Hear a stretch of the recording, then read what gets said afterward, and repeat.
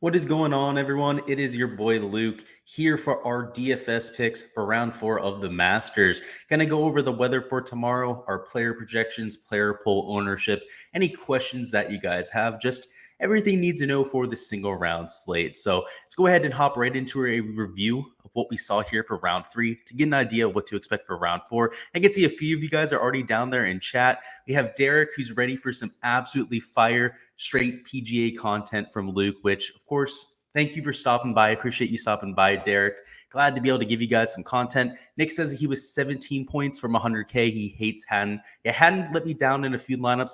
The few that I ended up having Fleetwood in ended up saving me for sure. So that sucks, man, Nick. At least that probably cashed you quite a little bit of money today. So good on that for the very least. And Steven says, checking in. What is going on, Steven? Glad to see that you're joining in the chat. So let's go ahead and hop right into the review for today, in which it played a little bit harder than I expected. I thought I was going to play right around 2 shots over par.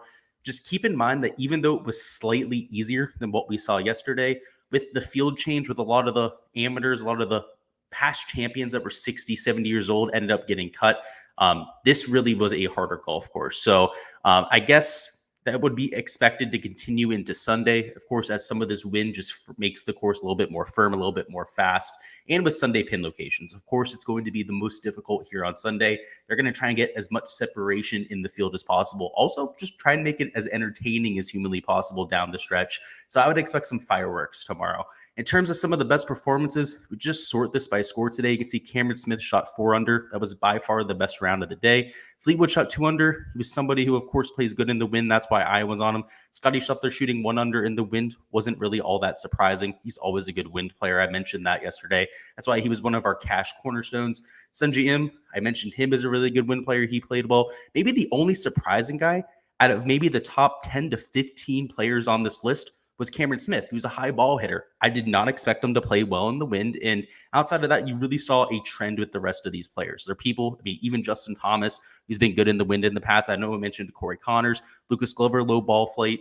Minwoo Lee, maybe not so much. We just don't know enough about his game to make that type of assertion. But Shane Lowry, Schwartzel, Willett, all of these guys that actually kept it together today have been known to do that in windy conditions. So it wasn't a surprise. And I told you that would be the case, right? We're dealing with the best players in the world. We know all of these guys' games. Now, with all that being said, that's not going to be the case here for Sunday. It's a completely different story. We're dealing with very gettable conditions. So, of course, it's going to be a little bit firmer and faster. But from the wind perspective, going to be a completely different story. In the morning, there's almost no wind. 1 to 2 miles an hour until 11 a.m. So people that are teeing off super early in the morning will get a little bit of an advantage. It does kick up towards midday and towards the end of the day, but just 7 to 8 miles an hour of sustained winds, which if you compare that to the first 3 days of the golf tournament, is next to nothing. And even the wind gusts, they're going to be at a max of rate around 10 to 12 miles an hour at certain points of the day. Also isn't really anything to worry about. So in terms of scoring conditions, rather than it being maybe 2.5, 2 shots over par, I would expect that to go down to maybe 1 or maybe 1.5 shots over par. This is still a difficult golf course. It still has a lot of penalty when you miss the greens here. Of course, they're going to be running around 13.5 on the stint meter with how firm and fast they should be for Sunday. You have Sunday pin locations, so it's not going to be a walk in the park, but we're not going to have the same bias in the field.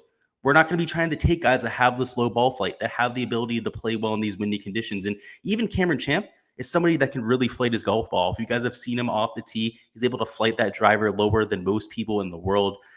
You're not going to see that same type of effect. So when we go through the player pool, it's going to be a little bit less biased than what we had for yesterday. I'm able to just take guys that high birdie or better percentage. Of course, with Sunday Showdown, we have the placement points in play. Just a little bit more of a typical Showdown slate than what we had for yesterday. So let me go ahead and hop right into the player pool. We'll go ahead and talk about exactly the type of plays that I'll be trying to get into my pool. Let me go ahead and share this for you guys here. There we go. We'll go ahead and catch up on chat, see what guys are saying down there. Smooth J says Scheffler with the choke. Smith or Sungjae will take it. We'll have to see. I think that it'll be close at the very least. You'll see that I don't have Scheffler in my player pool, so I would tend to agree, Smooth J. But in either circumstance, I think it's going to be a close match between him and Smith, that's for sure. Steven says no money for him today. He had way too much hand too. Yeah, man, you don't want to overexpose yourself to any one player in Showdown, right? Unless you're doing a single entry, right? Then, of course, you're going to have 100% exposure to everybody. It's a volatile type of situation. You're never going to want to take like 80, 90% of a player in Showdown because it's, again, a one round sample size. There's a lot of volatility. Anything can happen in a one round sample size in golf, right? Over 4 rounds, anything can happen in golf. You can see the best player in the world, right, go out there and miss the cut from week to week. I mean, Victor Hovland even misses cuts from time to time. Usually in Showdown, I'm like 50, 60% at a max on a player. And that's usually really aggressive, right? If I'm 20 maxing, I'll probably take 60% of a certain player if I really like them. I had 60% JT today. I had 60% John Rahm, which of course went really well with John Rahm, of course, being extremely sarcastic right there. But with JT, it worked out, right? So it depends on what kind of contest you're in. If you're in a 2 or a 3 max, you're going to have to lock somebody in, right? You're going to have to take somebody in 100% of lineups. But if you can help it, then you definitely want to, be able to spread out that ownership a bit. That's for sure. That's kind of like DFS 101 right there. Nick Marr says, are we fading Rahm or does he sneak in at the top 20? We'll talk about it. I don't know if it's worth it, right? Because of the placement points for Sunday Showdown, even though it will be a little bit of an easier golf course, you're not going to see 7, 8 under par out there, right? It's going to be something more like 5, probably 4 under par that ends up being the round of the day tomorrow. So as a result, you're going to need some of those placement points. So we'll talk about John Rahm. We're going to go through the player pool. He's not somebody that I'm playing, though. I think he's a little bit too far back. He'd have to take it to 6, 7 under par to end up in the optimal for tomorrow. Steven says Im and Smith are going to be super chalk. Well, Scheffler is going to be super chalk. I think those guys will be chalky, but Scheffler is going to be owned in at least 2/3 of every lineups. And Derek says hard to fade Scotty at this point. People still don't want to play him, yet he prints. He didn't necessarily print in Showdown today. He wasn't in the optimal lineup for quite some time. He ended up shooting 1 under par today. You could have played a lot of other people today in Showdown and gone away with it. And tomorrow, if he doesn't end up winning, he's not going to be optimal either, right? So, Derek, I don't think it's necessarily that straightforward, to be quite honest with you, because today that wasn't the case. Like if you played Scotty Scheffler and GPPs today, that was not optimal.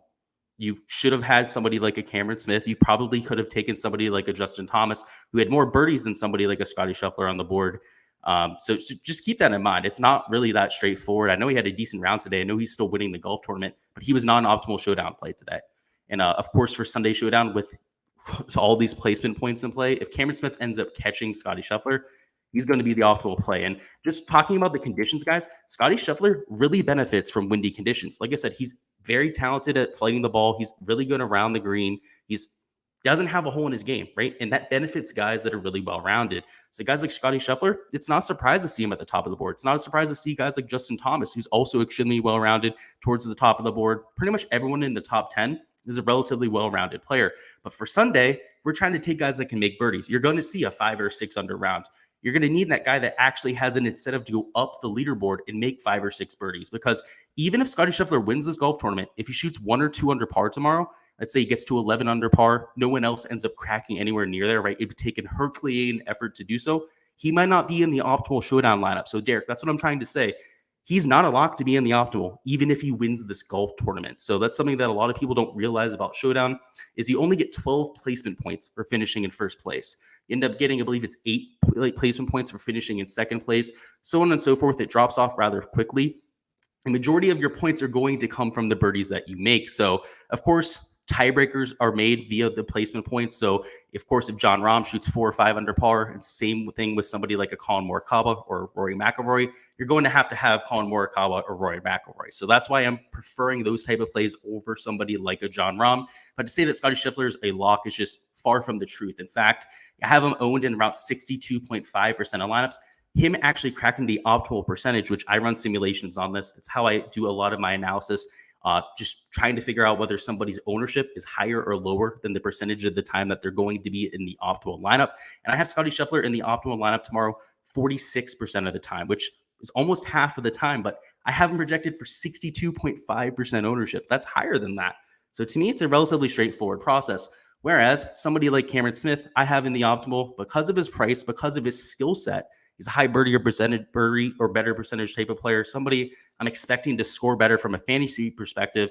I have him right around the same type of optimal rate. It's like 43.8. So even though he's in second place, it's a very similar optimal percentage. So the fact that he's only 5% more owned than that, where somebody like a Scotty Scheffler is almost 20% more owned than that, makes him a better GPP play for me. And that's something that I've done for my entire career. I've done it in NBA DFS.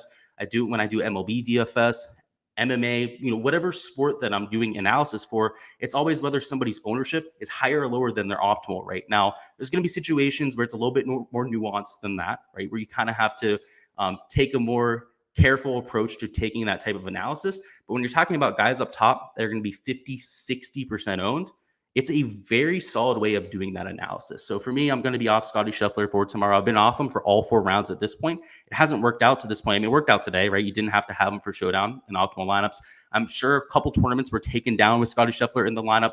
That doesn't mean he was the optimal play. So I'm sure somebody's probably going to say that watching this in replay or something like that. Like, oh, I took down a tournament with Scotty Scheffler today. Doesn't mean it was the optimal lineup. In the large field GPP, I can almost guarantee you, and I wasn't in that tournament today, it was in the 20 max, that it didn't have Scotty Scheffler in it. So just understand that there's a difference between a good play and a quote unquote optimal play. If you're playing in a large field GPP, which I will be for tomorrow, I'm going to be entering about 20 lineups into the large field GPP. So I believe it's $20. So it'll be about $400 entry. I'm going to be trying to beat 100,000 people. It's a massive contest because it's Sunday at the Masters. We're going to have to try and leverage against the field. So that's what I'm going to be doing there for sure. We'll go ahead and catch up on chat because I know it's a little bit of a polarizing take there.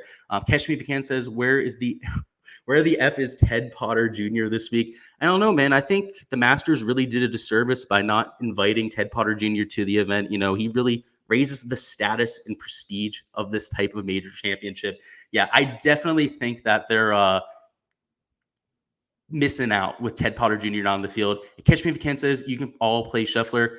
Yeah, I would definitely agree with that. Catch Me If You Can. That's for sure. They can play all the Scheffler they want. They can make them 80% owned if they want to. The fact of the matter is there's still 50 players in the field. You're still going to have to go out there and make a ton of birdies to actually crack the optimal lineup. So yeah, and I see Rage says, I wouldn't say that, Luke. I know you had him in your lineup and you took down contests. There was 200 entries in those contests, Rage.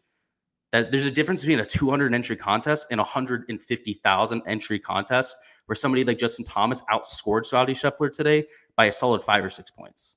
There's a difference. And Cameron Smith outscored him by double-digit points, more than 15 points today. He shot 4 under par, where Scotty Scheffler shot 1 under par. That's not going to take down a 100,000 entry contest. So just keep that in mind, right? It depends what type of contest you're in. If you're trying to just get by cash against 200 other entries, Scotty Scheffler will probably get it done tomorrow because he's getting 12 extra free points. He's also a really solid player. He's the number 1 player in the world, right? He's going to go out there. He's going to make you 3 or 4 birdies. He's going to get you at least, let's say, 7 placement points. Let's say he finishes at least in 3rd place. That's going to be enough maybe in one of those contests, but I don't play those type of contests. This content isn't catered towards those type of contests. So it would be a disservice for me to tell people to play Scotty Scheffler tomorrow. It's just not a good decision from the GBP standpoint. And I'll stand by that 1,000 times. The numerics and the numbers stand by that. And it did today. That's for damn sure. That's for sure. See, Stevenson was kind of dealing with some issues down there in chat. Steven says, any coke rack buyers for tomorrow in Showdown? Let me see. I like this price tag. Yeah, we're going to talk about them. Actually, let me sort this by score. This is going to be a much better way to go through the player pool. I don't even think we need to go via price because the placement points are a big deal. They're not the end-all, be-all for this, but it's a good way to look at where the chalk's going to be because you can see most of the ownership, when I sort this by score, is going to be at the top of the leaderboard. Unsurprisingly, everyone above -1 is like 30, 40% owned. And towards the bottom, you have a lot of good leverage plays that are all in the single-digit ownership. So I think this will be a good way to go through it. We'll talk through the chalk at the top, and we'll talk through some of those mid-tier options that'll be like 10 to 15% owned. And then we're going to wrap it up with pretty much all the diamonds in the rough. And because scoring should be decent tomorrow, right? I don't mean it's going to be prolific, right? You're not going to see a scoring average under par. You're going to see some ceiling performances. So you could have somebody like a Jason Kokrak, who Stevenson just talked about, who's also starting pretty high up the board. You can see he's in 9th place right now. He's at $6,600. If he shoots 4 or 5 under par tomorrow, he could be the best play on the slate very easily, right? That could be a top 3 finish at this event. He could be posting a good amount of points with that 3-4 under round. So yeah, we'll talk about Jason Kokrak when we get there in a second, Steven. But yes, I absolutely love him on this slate. Derek says, very good points across the board. Rages says, I was poking your point, not the strategy. Gotcha. Now 22 says, whoever putts better tomorrow wins. Yes, and that's falls into Cameron Smith's book, right? Cameron Smith, probably the best putter on the PGA Tour, at least when it comes to clutch putting. So definitely agree on that. And Catch Me If You Can says, good clarification on contest. Yeah, it depends on what kind of contest you're in, right? If you're in a smaller field contest, my strategy is so much different than these large field GPPs. Like it doesn't even look remotely the same. This player pool option over here, and I actually mentioned this during the Discord today. This is something that'll be changing in a lot of our showdown projections going forward. Is I'm not just going to have a quote unquote in my player pool tab.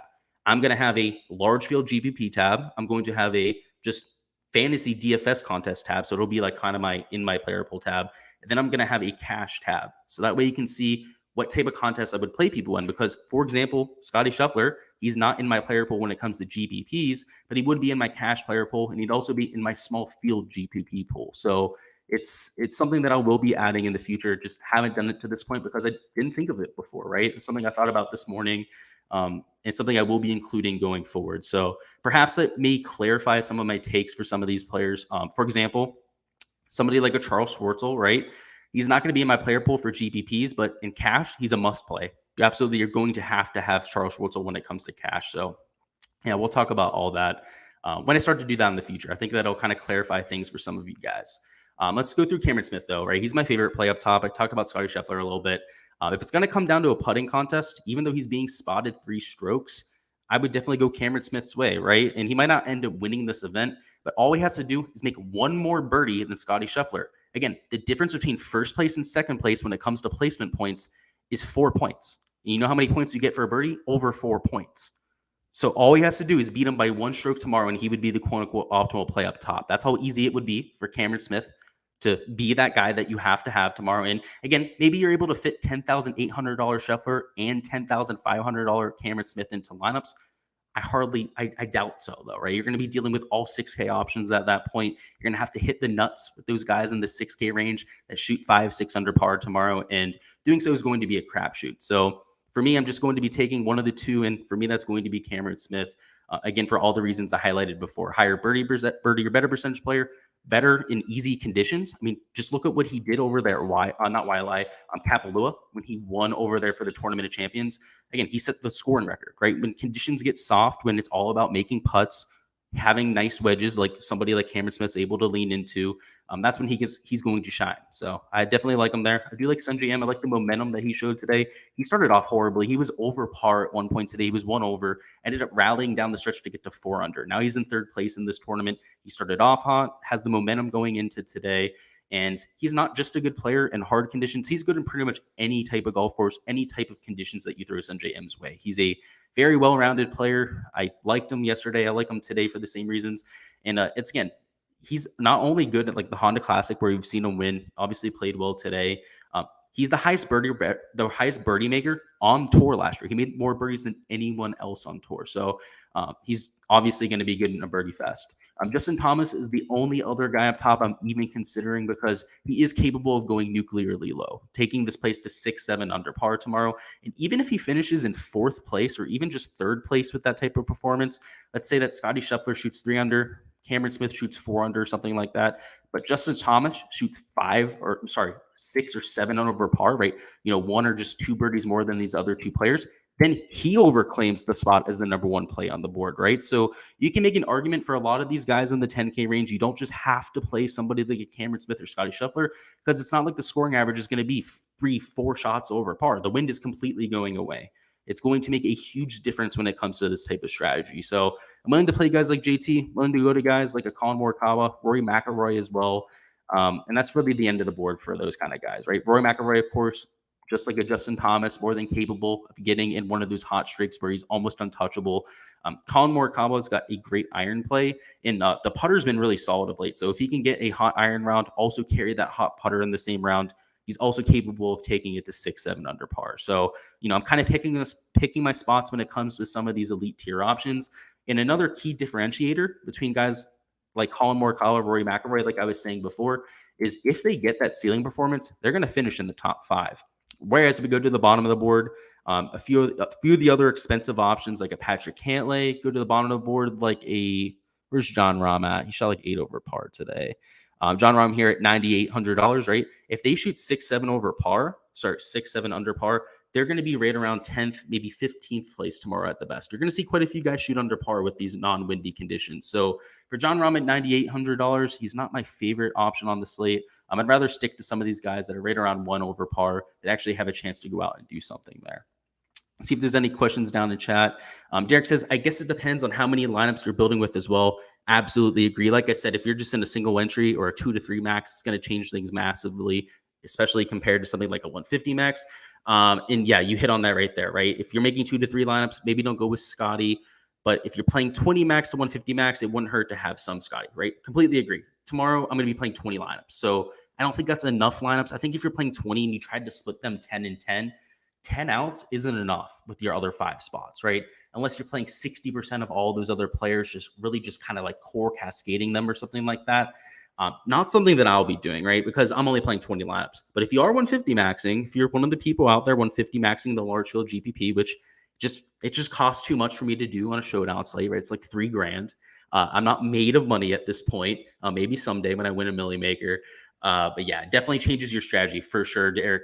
Nick says, I'd much rather have people chasing the lead than somebody trying to hold the lead. Agree. There's a huge psychological difference, especially when it comes to how aggressive you're going to be. Somebody like JT has a huge incentive to go out there, try and shoot 5-6 under par. Somebody like Rory McIlroy has that same type of incentive, whereas Scotty Scheffler has all the incentive in the world to shoot 2 under par tomorrow, or maybe just 3 under par, something like that. So completely agree there. Per Reactor says, how about Leishman? Yeah, we'll talk about him here in a second. Nick says, no DJ. I just can't play everyone up top, right? So I prefer to go to somebody like a Colin or Rory McIlroy. Again, I'm only playing 20 lineups, so I can't play everybody. So that's why DJ is not in the lineup. He's also a little bit more expensive than Colin and Rory McIlroy. He's at the same score. You know, that $700 or even a $900 difference between some of these players really makes a difference down low. So it's the price. It's also just opportunity cost. I'm not able to play everybody. But if you really like DJ for tomorrow, Nick, I don't want to talk you off the play. He's in a very similar position. Also has that same type of upside where when he can get it rolling with that putter, you know the off the tee play is going to be there. The approach play can be a little bit inconsistent, but if he can bring that putter and the approach play at the same time, that's when DJ goes and shoots 7-8 under par. I mean, he did it in 2020. Or what was it? 2019, sorry, not 2020. So he can certainly do that again. Catch me if you can says the great thing is my opinion on majors. The emphasis on you got to work on your wording there a little bit. Let me try and decipher this here. The emphasis is always on the guys at the top of the leaderboard. So overweight on Showdown. Yeah, for sure. And it's always going to be like that for round 4 Showdown. With those placement points, people kind of overvalue that. Because like I said, the difference between second and first place is only 4 points. That's less than 1 birdie. So completely agree with you there. There's always going to be a huge edge when it comes to Sunday Showdown. And Catch Me If You Can says, kind of like Spieth and Connors last week in the 4th round. Yeah, they were super low owned, right? They were chasing and they were the optimal plays. Spieth wasn't somebody that I was on personally. I was considering Corey Connors there for round 4, especially for some of my cash contests. But completely agree, dude. There is a huge edge to be had when you're going out there and doing that type of strategy, right? Taking the guys that are low owned, that have that same type of upside, a 5-6 under round in them, that type of thing. So we'll go ahead and continue here with the guys that are 1 under par. First off, Jason Kokrak. I know I quickly mentioned him before. He's at 20% projected ownership. I like him because he's first off at a position where if he shoots something low tomorrow, he's going to finish in the top 5, top 10. Also just a high upside aggressive player with these easy conditions. His high ball flight should be useful for tomorrow. Today, it wasn't particularly useful because it was so windy, right? When you have that high ball flight, it's going to be affected a little bit more than the guys that can flight it down low. That's also why I like Cameron Smith. Cameron Smith, like I said, it was surprising he played well today because he has that high ball flight. He's somebody who launches the ball up into the air, particularly with some of those wedge shots that he hits. So guys like Jason Kokrak, Cameron Smith, I would expect to only play better here for Sunday. So I do like him even at 20% ownership. I expect him to be a little bit chalky. I also do like Tommy Fleetwood. I expect him to have a little bit less ownership, even though he's only $6,700. Played decent today. Of course, I liked him because of his wind prowess, somebody who's shown that ability in the past. But I also like the fact that he's an aggressive player. He's typically one of the higher birdie or better percentage players. Now, he doesn't always have the biggest sample size because he's not always playing here on the PGA Tour, but always taking aim at pins, trying to go out there and score. And much like these other guys at 1 over par, also has a lot of incentive to go out there and shoot something low. Now, Hideki, I can't get on him with the injury. I know he had a good day on Friday. Today looked absolutely dreadful. Will Zalatoris, same story. Didn't look all that good today. I kind of expected that. Now, he has a high ball flight. That's why I was kind of avoiding him here today with the wind. that could be a good thing here for Sunday. So I'm not completely against playing Will Zalatoris. I'm going to go ahead and put him down as a blank. I'm not going to personally have him in my player pool, but I wouldn't be against people going out there and playing him. Again, just a good approach player. I understand it. He's maybe a little bit further back than I'd like here at 2 over par, especially compared to some of these guys that are, Justin Thomas, they're at 1 under par, whole 3 shots ahead. But you could convince me that he goes out there and has a pretty solid round for sure. Webb Simpson had a not so good start. Well, I should say, let me rephrase that. He had a good start to his day, but not necessarily the best end to his day. So I don't like the momentum that we saw, but in terms of his price, I think he's a little bit underpriced. A lot of the injury concern is why a lot of his ownership was a little bit decreased there. Also why his price is a little bit lower than it should be. Cameron Champ, always a high upside play. He's only $6,500. And at +2, he's at a decent enough position to go out there and move up the leaderboard. Moving down to the guys at 3 over, now you're really starting to get a little bit more dicey.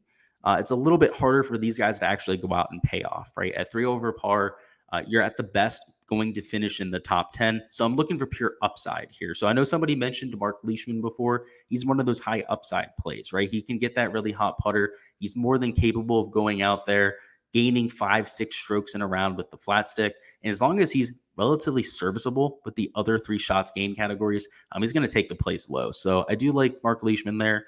Taylor Gooch, I also like from an upside perspective. He's shown an ability to go low in the past. Siwoo Kim, an absolute madman. Very similar story when it comes to the aggressiveness with the Siwoo. So somebody that I'm taking there. Harry Higgs at $6,100 at 3 over par. I could consider taking him because he's going to be solo owned, right? 1.2%. JG Spawn is going to be 5.5% owned, so pretty much non-existent in terms of the ownership. $1,600, $1,100. So if you're trying to spend up for 2 studs, say you really want to try and take Scheffler and Cam Smith, which for both of them to be optimal together, I would imagine they both each have to shoot 3-4 under par apiece. You can take guys like a JJ Spawn, guys like a Harry Higgs in the lineup, and make that doable. Same thing with Hudson Swafford. I wouldn't be against that either. He's only $6,000. Now talking about just the pure flyer plays at this point, Kevin Kisner, much like a Mark Leishman, a high upside putter. So somebody you can go out there, gain 3-4 strokes with the putter, perhaps put something low up there. I like Lucas Glover. He looked pretty good at the start of the day today. In fact, was 2 under par at one point, but ended up kind of throwing it all away towards the end. But I liked the ball striking that we saw for sure. And Minwoo Lee's putter today was on another level. He was playing with Victor Hovland. He was on the featured group coverage for themasters.com, and he couldn't hit the ball for crap. He was missing every single fairway, pretty much missing every single green, but making 10 to 20 footers for par all day. Made a few birdie putts as well. One at number 12, one at number 7, which was like a triple breaker. It was extremely impressive for Minwoo Lee. He's only $6,200, and if he shoots 5-6 under par tomorrow, that might be enough to crack the optimal lineup. So a lot has to happen for Minwoo for him to end up coming through, but that's why he's 1.1% owned. Out of my 20 lineups tomorrow, I'm probably going to have him in 1, maybe 2 of those lineups. So this isn't somebody like I'm going way over the field on or anything like that. Same thing with a Lucas Glover, Kevin Kisner. These are just flyer plays. They're well back on the leaderboard. For them to actually pay off, they need to do something pretty miraculous tomorrow. So just keep in mind with those plays. Now, the guys at 3-2 over par, you're talking maybe 2-3 lineups that they're going to be in there. They're a little bit more reasonable when it comes to their price tag, or at least their odds of being successful.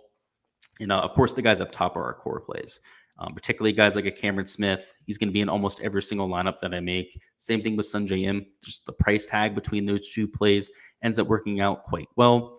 We're going to be mixing in Justin Thomas in a few lineups, right? He'll be in that like 30% owned range for me. He's not going to be a lock, but I do like his upside, particularly because he's only 17.8% owned. A few other people, I guess, are important to point out here. Jason Kokrak at $6,600. He's somebody I'm going to have in the 30-40% range. He's a key piece of value that I'm trying to identify. Tommy Fleetwood at 20 to 25% range. Not quite as convicted on him. Of course, he's also lower owned, so it's not like we have to get nearly as much leverage on somebody like him, but I have him in about a quarter of my lineups. Cameron Champ, about 15% of my lineups. It's a little bit more of a high upside play, also a little bit lower owned, so we don't have to go anything crazy on him. Mark Leishman here at $7,200. He's going to be like a 20% play, maybe even 25% play. Really like him for tomorrow's slate. I know somebody mentioned him before, but I like his upside with the putter. I have a weird feeling about Mark Leishman. Might go out there, shoot something real low, and you might have to have it for Showdown for sure. We'll catch up on the chat down here. Derek says, Millie Maker takedown incoming for Gsluke this season. I would not be against that at all if I do. We'll definitely celebrate as a community, that's for sure. Catch Me If You Can says, I'm here in part to a smartass. Any Straka in good conditions tomorrow? Straka, I don't know. Where's he at? Let's check it out. We got to see the price. We got to see where Straka is on the scoreboard. So let me go ahead and check it out down here. And I appreciate you being a smartass. We love having you around. We love having the smartasses around. They make things more entertaining. So he's at 6 over par. So he would have to be one of those flyer plays that you're playing in maybe just a lineup or two in your set of 150 or even a set of 20 lineups like somebody like me. The ball striking can, of course, get really hot. I don't want to say you can't play him, right? I have him down as a blank. I don't think that he's a bad play by any means. Just know what you're getting with him, right? It's going to take a lot for him to end up optimal. He's going to have to get to at least 4 under par. Might get away with 3 under par if it ends up being a little bit more difficult tomorrow. I don't hate the play. I just don't love the play. We'll leave it at that. Catch Me If You Can says Glover's wife is going to slap him when he gets home. Typical week for him. Agree. That'd be funny to see if we can get that on video. Steven says, is Connors a play? Seems solid. Let's go ahead and check out where he's at. I believe I had him down as a blank. Let me go ahead and double check on it. So no, I have him down as a no. A lot of it comes down to ownership, right? So he's towards the top of the board, Stevenson, and you really got to go out there and make sure you're picking your spots, or you can't play everyone up top. So for me, the reason why I'm not getting Corey Connors is I'm going to be getting a lot of not Shane Lowry, Sungjae Im. And I actually would rather have Shane Lowry than a Corey Connors. So that's kind of the pecking order for me, right? You can't play everyone up top. I just prefer somebody like a Sungjae Im. And the lineups that I'm not taking Cameron Smith and then Sungjae Im, it's going to be lineups like Cameron Smith and then somebody like Justin Thomas, right? It's going to be me spending up for 2 guys up top. It's going to be me taking guys like Cameron Smith and then a Rory McIlroy, or Cameron Smith and somebody like a Colin Morikawa. So I would prefer to go that route just because, first off, Rory McIlroy is about $1,000 more expensive. Same thing with Rory McIlroy. And with how soft the pricing can be, I just see myself doing that personally. So I'm not completely against it, just not what I'm personally going to be doing with my lineups. Understand the ball striking perspective. The course history for him has also been among the best in the field. So a lot of things going for Corey Connors. And Catch Me If You Can says 20% Kokrak ownership. I'm off. That's what I have him at. He might come in lower than that. I think Fleetwood's going to come in higher owned. I think he's going to be closer to like 10%. And I think Jason Kokrak might come in a little bit lower than 20. I might be wrong about him there. I usually just let the numbers do their thing. I don't do too much tinkering when it comes to my projected ownership numbers. But if I had to gander, my Tommy Fleetwood ownership would be a little bit low, and my Jason Kokrak ownership might be a little bit high. And Anthony Lopez says Danny Willett. Yes, I like Willett, and I can't believe I skipped over him. So thank you for going ahead and pointing that out, because he's a play that I like. I have him in my player pool. He's $6,800. He's typically given that knack to be a good player in tough conditions because he won the Masters when it was super tough, came back from 5 strokes back to win the event. So somebody like a Sungjae Im or even maybe a Shane Lowry, right? It's not completely out of the possibility for them to actually win this event. You've seen guys come back on Sunday at a Masters before, and usually when it's difficult, though, it's not going to be difficult tomorrow. So that does kind of play into Scotty Scheffler and Cameron Smith's hands a little bit more. But I still like Danny Willett, right? He's super low owned compared to some of the other value options. You can see a guy like Charles Schwartzel at that same price tag. I have owned almost twice as much. So for me, even though he's 2 shots behind, all he has to do to make up for it, the difference between 3rd and 4th when it comes to placement points, I believe is 2.5 fantasy points, which is about half a birdie, or maybe even less than half a birdie. I have to double check the exact number between the difference between 3rd and 4th place.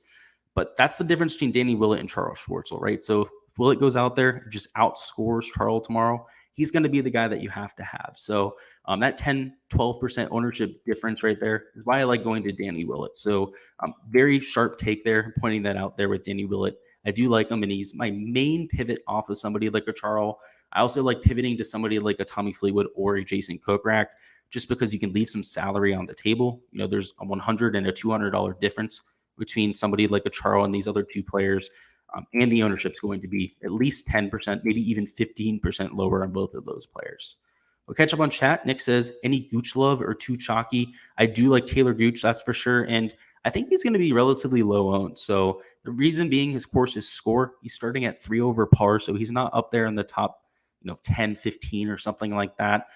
He's also fairly priced at $7,600 to start the week. I think he was a little bit overpriced. That's why his ownership was so low. So I'm not sure if he's going to be chalky, but yes, I certainly like Taylor Gooch. He's a high upside play. We've seen him have that 6-7 under round in the past. The RSM Classic, he took apart a relatively hard golf course, went out there and ended up winning that thing. So yeah, I certainly do like Taylor Gooch. I think he's a relatively high upside play in the same fashion as somebody like a Mark Leishman.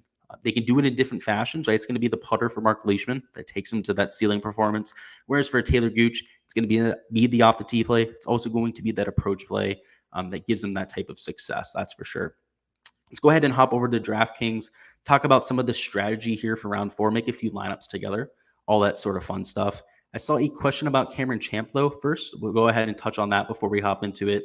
So Cameron Champ, first off, pretty decent performance. I know I played him today, but I'll be going back to it because of his ball flight. He's long off the tee. He's able to launch the ball high if he wants to, low if he needs to. So in hard conditions, but also in super easy conditions, you can target somebody like that, right? Whereas somebody that only hits the ball high, you can play them pretty much when it's normal, right? But when it gets super difficult, you don't want to target them. So I did like Champ yesterday, but I'll also like him today. Just given his skill set, his aggressiveness, the fact that he gains a ton of strokes with the putter when he has his best stuff, definitely somebody I'm taking a look at.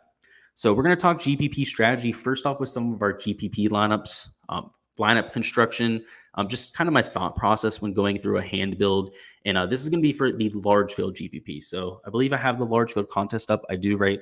This is a contest with 41,000 entries, and it's 200,000 to first place, which means realistically over a fourth of the pool is going to first place, which means you've got to sell out for first place. That has to be your only objective when making lineups for this type of contest. Min cashing at the top 18% is not going to be viable for you long term. You need to be cashing in those long-term high-end upside plays. So let's talk about the type of strategy we're going through here. So I have it sorted by score, which is going to be the best way to go through a hand build, to try and lock in as many of those placement points as you can. But like I said before, we're trying to beat 41,000 entries. It's not going to be all about the placement score. So just to give you an idea of my lineups, I'm going to have Cameron Smith in almost every lineup that I make, whether it's in cash or it's going to be in large field GPPs. And for my second man in, just to show you what a different type of build is going to look like, let's take Justin Thomas. Like I said, all he has to do is outscore Cameron Smith and Scotty Scheffler by just 2 birdies, and he ends up being the optimal play on the slate. So definitely somebody that I'm looking at there at $10,400.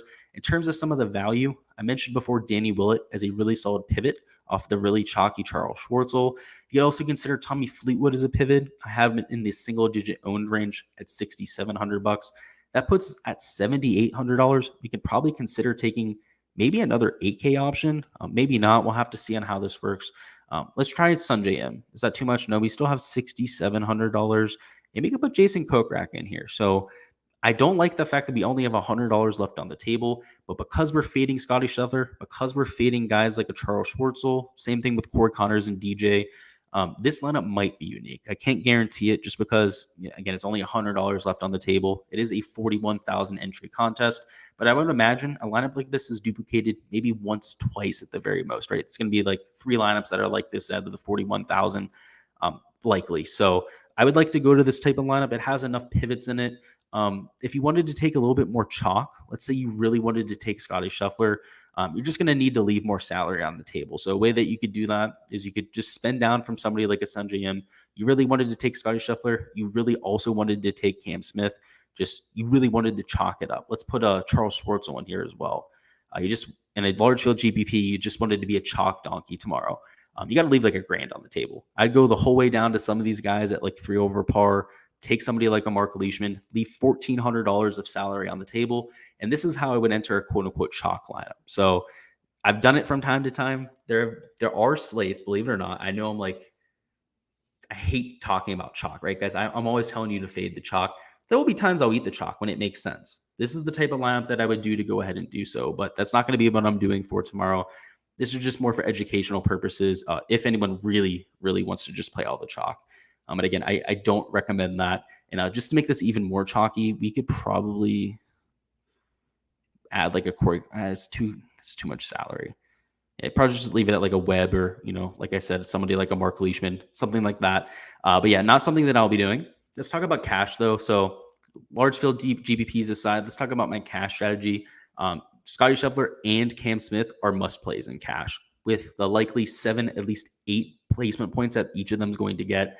I think at least they're going to finish in third place apiece. You want to be able to lock those in, particularly because they're just the best players in the world anyways. They're guys that are high birdie or better percentage players. I shouldn't say the best players in the world, among the best players in the world. You want to go ahead and lock that in. You can also try and lock in some of this good value, right? So there's going to be a lot of ownership on somebody like a Charles. You can try and lock that in. You could take Danny Willett if you want to. Go down to Jason Kokrak if you want. I think Kokrak, because of his price, is going to be extremely chalky. So we'll go ahead and lock him in there. That puts us at $7,600, which is not the most salary. It's not that much flexibility. So let's see what we can work with here. This lineup's going to look awfully similar to the lineup that we just made. That would be the really, really chalky GBP lineup without leaving any salary on the table. So you could take Corey Connors. I was ideally going to try and get Sungjae M guys. So let me see if I can, jumble around with this, see if we can actually fit Sungjae. It doesn't look like we're going to be able to. So we could take Corey Connors, sort this by salary. It's looking like that's going to be the real chalk. Yeah. All right. So this is going to be the optimal cash lineup for tomorrow. I would assume that this in cash might be entered like 15% of the time, this exact lineup. You're going to see a train of this lineup, I would imagine, because it has everyone up there in the top 9. The only difference that you could make is rather than taking somebody like a, what's it called, Kokrak, you would take Danny Willett, right? Because Willett's getting a little bit more of an advantage when it comes to starting points. He's also using all the salary. You're going to see a ton of people enter this lineup. You're going to see a ton of people enter the lineup that has Kokrak. You might see a few people take a few other shots on guys that are up towards the top of the leaderboard. But this is the lineup I would go with, the one with Kokrak. I just like Kokrak a little bit more than Willett, especially because we're considering easier conditions. But I like both of them for GPPs. I'll have both in my 20 entries that I'm entering into the Millie Maker. I shouldn't say Millie Maker, the $200,000 first entry contest.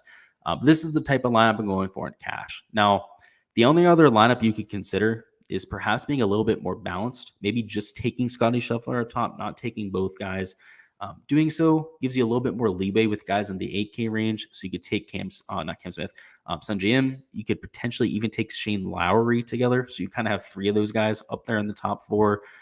You've got to take a few value guys. So you go to somebody like a Charles, you go down here to Tommy Fleetwood. You have $8,100 remaining, which you can't really spend very well. So maybe not.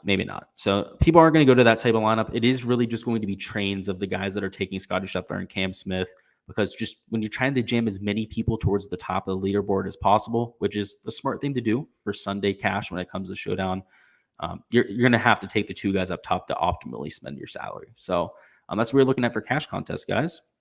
We'll catch up on questions. Looks like we have a bot down here to ban, which is, of course, always my favorite thing to do in the world. We'll catch up on questions and then hop out of here. Nick says Finau should have got negative points for that outfit. Completely agree. He looked like, you guys know those, is like something on the trend on TikTok where like you have to guess some character based on like some picture of it and it only has like the colors on it. It's like not very, it's like a 1D type of photograph. He looked like he was wearing one of those. That's the type of outfit that he was wearing. Completely agree, Nick. And Catch Me If You Can says Finau looked like the Cleveland Browns dressed him on Breast Cancer Awareness Day. Well, we're going to leave the stream at that. That is a great way to end it. Could not agree more. Couldn't agree there more. Catch Me If You Can. He looked a little bit wacky out there, and maybe that's why his play wasn't there. He couldn't putt for his life. He 3-putted the first hole. I was watching him there on the featured group coverage, and as soon as he did so, I just stopped sweating him. It's going to be a really long day if Tony Finau is 3-putting from 7 feet, and that's what it was on round 1. He hit it there on hole number 1 to 7 feet, which was one of the best approach shots of the day. I believe to that point, it was the best approach shot of the day, and he was one of the only bogeys at hole number 1. So Tony Finau aside, he was a big disappointment for me in 4-round stuff. I didn't have them in Showdown, at least. We weren't burned in that format. But I appreciate you guys stopping by. That's all we're going to have here for the Showdown stream. If you guys haven't already liked the stream, make sure you do so. I'd appreciate that. It helps me with getting the word out there to even more people. If you're watching this on replay, do not be shy at all to put any questions you have down there in chat. And good luck with all of your 4-round contests. We'll have some prize picks content coming out here soon. I appreciate you, and I'll see you guys later.